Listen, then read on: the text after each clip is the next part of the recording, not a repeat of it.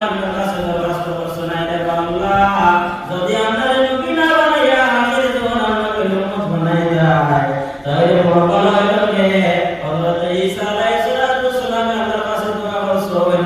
হযরত ঈসা আলাইহিস সালামের দোয়া আল্লাহ পাক রব্বুল আলামিনের দরবারে কবুল হয়ে গেছে।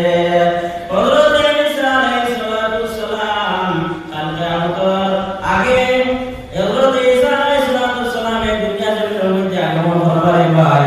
ঈসা আলাইহিস সালাম দুনিয়া জমিনের মধ্যে আগমন করবার নবী হইয়া না, কারণ নবীর দরজা বন্ধ হয়ে গেছে। আর নবী হলো এটা না, আমরা নবী লাগে শেষ নবী।